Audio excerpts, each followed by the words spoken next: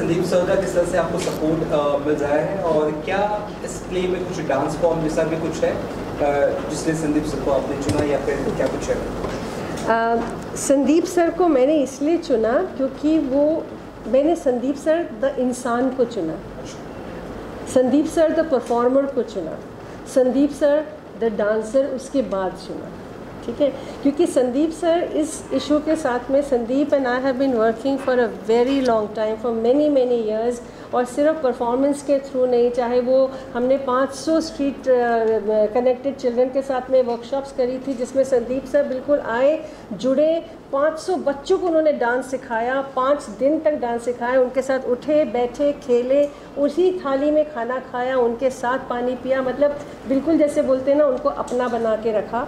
और वहाँ से हमारी जर्नी की शुरुआत हुई। और उसके बाद में जब मेरे पास में कोई दिमाग में आइडिया आता है, कोई सोच आती है कि इसको हम कैसे क्रिएटिवली बाहर पहुंचा सकें, तो सबसे पहला मेरा नंबर जाता है संदीप को, मैं फ़ोन करती हूँ, संदीप इसको कैसे करें, इसको कैसे बात को आगे लेकर जाए। तो संदीप हमारे साथ में इस ना सिर्फ इस प्ले के साथ, प्ले परफॉर्मेंस के साथ में जुड़े हैं, जिसमें तो उन्होंने बहुत कुछ लेकर आए ही हैं, from form to dance to his own performance, and the character that he's playing and the sensitivity with which he's playing the character, which is a very, very difficult character to play. But apart from that, he's come in with a cause, he's come in with a commitment to the cause, he's come in with this whole thing that come what may, how is it that we are going to be participating in stopping sexual abuse, interrupting the cycle of sexual abuse. Sir, मैंने काफ़ी कुछ तारीफ कर दी है आपकी, आप इनके follow professional choreographer, आप काफ़ी सोशल वर्क भी करते हैं। मैम से किस तरह से जुड़ना हुआ, और मैम का क्या कहना चाहिए? बस सबसे पहले मैम ने मुझे बुलाया था वो स्ट्रीट किड्स के काम के लिए, उसके बाद, वो काफ़ी साल पहले की बात है, उसके बाद से हमने काफ़ी प्रोग्राम्स में काम किया, कोरियोग्राफी की मैंने इनके प्लेस के लिए। और उन्होंने मुझे बाद में, जब ये प्ले आया, ये नाटक आया, उन्होंने मुझे फ़ोन किया ड्यूरिंग लॉकडाउन। तो हमने इसके पहले शोज़ किए हैं, विच वज़ बीन ऑनलाइन शोज़। ये पहला हमारा डेब्यू शो है, प्रीमियर शो है जो हमारा ऑफलाइन हो रहा है, पहली बार थिएटर में हम लोग आए हैं। जो ऑनलाइन शो हुआ हमारा, वो बहुत ही सक्सेसफुल हुआ, बिकॉज़ उन दिनों जब हम लोग सब लॉकडाउन के माहौल में थे, चाइल्ड सेक्सुअल अब्यूज़ और ऑल्सो घर में डोमेस्टिक वायलेंस के केसेस बहुत बढ़ गए थे, सब लोग सुन भी रहे थे इसके बारे में। सो मैम ने कहा कि we should bring this out and इसको बाहर लाना चाहिए, and I am so glad that she chose me to be one of the major characters in the play. और डांस ऑफ कोर्स है ही, पर डांस के साथ साथ एक्टिंग भी है, and ma'am being a national award winner, I think it's my privilege कि उनके साथ मुझे काम करने का मौका मिलता है हर बार, और इतना कुछ सीखने को मिलता है मुझे भी। संदीप सर, डांस भी एक बहुत बड़ा मीडियम है, एक स्टोरी, एक प्रॉब्लम को, स्पेशली जैसे ये मैम का साक्षी जो एनजीओ लेडीज की प्रॉब्लम्स को भी बताने का, डांस एक अच्छा आर्ट है, क्या लगता है आपको? बिल्कुल, डांस जो है उसकी कोई भाषा नहीं होती, ना हिंदी में होता है ना इंग्लिश में होता है। डांस की अपनी ही एक अलग लैंग्वेज होती है जो हर किसी को समझ में आती है, तो वही खासियत है डांस की। और डांसर एक ऐसा मीडियम है, एक ऐसा माध्यम है जो आपको मैसेजेस बताता है। हम लोग एक खिड़की हैं, सोसाइटी की खिड़की बोलते हैं ना, हम एज डांसर वो खिड़की हैं जो सोसाइटी में क्या हो रहा है वो दिखाते हैं, वो दर्शाते हैं। तो हमारे डांस के माध्यम से, गाने के माध्यम से, म्यूज़िक के माध्यम से, एक्टिंग के माध्यम से, नाच गाने के माध्यम से जो हो रहा है हमारी सोसाइटी में चारों तरफ, वो सब हम लोग लेकर के बाहर आते हैं। और आज का नाटक घट घट में पंछी बोलता है यही बात दर्शाता है, डांस के थ्रू भी और एक्टिंग के थ्रू भी, गाने के थ्रू भी, कि किस तरह से हम लोगों में जो अंदर की भावनाएँ होती हैं, वो अच्छी हों बुरी हों, डिफरेंट फीलिंग्स होती हैं, वो सब जो भी हो हमें बोलना चाहिए, या अपने आप से बोलें। उसके सब इम्पोर्टेंट ये भी है कि आप अपने प्रियजनों से बोलें, उनसे बात करें, कन्फाइड करें जो भी आपके साथ हो रहा है, अच्छा या बुरा जो भी आपके साथ में हो रहा है। आज के ज़माने में ऐसा हो गया है, फेसबुक का ज़माना है, इंस्टाग्राम का ज़माना है, हम लोगों से बात नहीं करते, हम केवल प्रोफाइल्स चेक करते रह जाते हैं और अपने मन की बात नहीं बोल पाते। तो अगर आपका कोई दोस्त है, अगर आपके घर वाले हैं जो सुनते हैं, या घर वाले ना सुनते हो तो बाहर कोई सुनता होगा, नहीं तो एनजीओज़ हैं साक्षी जैसी जो सुनती हैं, आप उनके पास जाइए और बात करिए, क्योंकि जो भी प्रॉब्लम हो रही हो उसका सोल्यूशन मिलना ही चाहिए, उसका एक्सेप्टेंस मिलना चाहिए। मैम, बात करते हैं डोमेस्टिक वायलेंस की, मेंटली जो इश्यूज़ है स्पेशली महिलाओं के, यहाँ पे mentally they are not that good, शादीशुदा सिचुएशन में उनके लिए क्या मैसेज रहेगा, स्पेशली जो शादी के बाद जो लेडीज़ लोगों को प्रॉब्लम्स होते हैं, डोमेस्टिक वायलेंस होता है, उसके बारे में ज़रा आप वो कैसे आपसे जुड़ सकते हैं? बहुत तरीके हैं हमारे साथ में जुड़ने के लिए, सिर्फ उन्हीं लोगों को नहीं जो ट्रॉमा से गुज़र रहे हैं, जो तकलीफ़ों से गुज़र रहे हैं, बल्कि सभी को, मेन वेमेन अदर्स, सभी को जुड़ के जब तक हम लोग कलेक्टिव एक्शन नहीं करेंगे, जब तक हम लोग कलेक्टिव रिस्पॉन्सिबिलिटी नहीं लेंगे, जब तक हम लोग कलेक्टिव अकाउंटेबिलिटी नहीं लेंगे, तब तक यहाँ पे कुछ बदलने वाला नहीं है। तो ये सिर्फ महिलाओं के लिए नहीं है, ये सिर्फ बच्चों के लिए नहीं है, ये सभी के लिए है, ये इंसानों के लिए है कि हम लोग अगर सब लोग जुड़कर एक बात को मान लें, डू नो हार्म। हमारा एक दूसरे के साथ में रहने का, जीने का तरीका है डू नो हार्म। और कैसे हम अपनी एवरीडे लाइफ में इक्विटी को प्रैक्टिस कर सकते हैं, बस छोटी सी बात है, रिस्पेक्ट, डिग्निटी एंड बाउंड्रीज। जी कि कुछ लोग को रिलैक्स 1 साल बाद होता है, 2 साल बाद होता है, पेशेंट के साथ कुछ अत्याचार हो जाता है जी, और 1 साल के बाद या 2 साल के बाद कंप्लेन करते हैं, पुलिस का ये बोलना होता है कि इतने साल के बाद आपने कंप्लेन क्यों जी। तो उनसे मैंने उनसे जब वो बात की तो मुझे मालूम ये पड़ा कि उनको स्टार्ट में रियलाइज नहीं हुआ, बिल्कुल उनको 1 साल के बाद रियलाइज हुआ कि दोषी मैं दोषी वो। तो ये जो चुप्पी वाली जो मैटर आपने बोला था, ये चुप्पी वाला उनको कैसे जल्दी रियलाइज हो, ऐसा कुछ मुहिम क्या करना चाहिए ये जल्दी रियलाइज हो? इसी मुहिम को हम चला रहे हैं।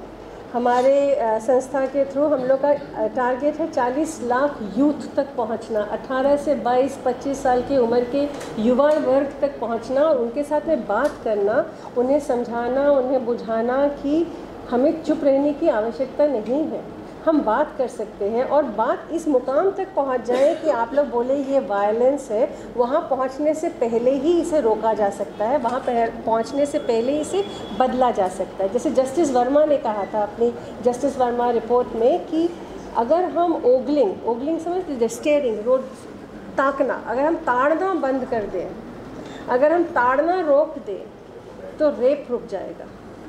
ठीक है, तो शुरुआत हमारे को वहाँ छोटी सी बातों से करना है ताकि वो बड़ी बातों तक ना पहुँच पाए। मैं आपको एक बात बताता हूँ, स्मिता जी ने मुझे हेल्प की थी एक डांस एक्ट बनाने में जो डोमेस्टिक वायलेंस के ऊपर था। 15 मिनट का डांस एक्ट था, मैंने उनसे रेफरेंस लिया कुछ बातों का, मैंने वो एक्ट बनाया था और हम लोग उसका परफॉर्मेंस अमेरिका में कर रहे थे as an United Nations office, उनके स्टाफ के लिए था, यूनाइटेड नेशंस ऑफिस स्टाफ के लिए था। हमारा परफॉर्मेंस ख़त्म हुआ, उसके बाद में एक अफ्रीकन अमेरिकन लेडी और उसके साथ में उसकी बेस्ट फ्रेंड, 15 साल से बेस्ट फ्रेंड चाइनीज़ लेडी, दोनों मेरे पास आई और रो रही थी। तो मुझे लगा क्यों रो रही मुझे पता नहीं।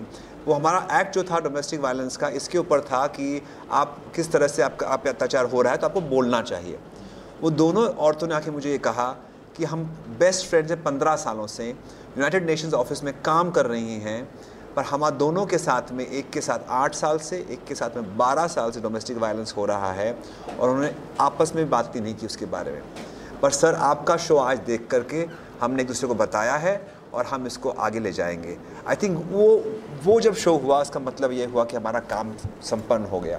और आज का शो भी जो है ये सेम लाइंस पर है। आई होप आज का शो देखने के बाद में थोड़ी अवेयरनेस बढ़े और जिनके साथ जो भी शोषण हो रहा है वो ना हो और उसके बारे में वो बात कर सकें।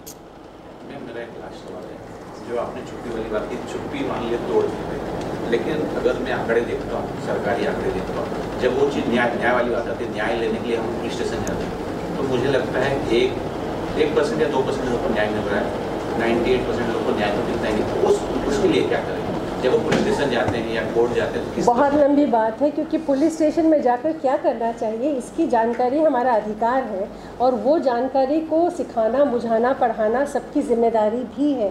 लेकिन हम कह रहे हैं कि हमें पुलिस स्टेशन जाने की ज़रूरत ही क्यों पड़े। हम क्यों ना घर घर में इस बात को रोशन करें, घर घर में, चाहे वो महिला वर्ग हो, चाहे पुरुष वर्ग हो, चाहे युवा वर्ग हो, चाहे बाल वर्ग हो, हम सब जगह इस बात को रोशन क्यों ना करें कि हमें पुलिस स्टेशन जाने की ज़रूरत ना पड़े। बात यहाँ पर है, हम बाद में क्या कर सकते, बहुत चीज़ें हैं, लेकिन हो ना उसके ऊपर में क्यों ना बात करें। बत्ती पहले जला देते हैं, अंधेरा ही ना होगा।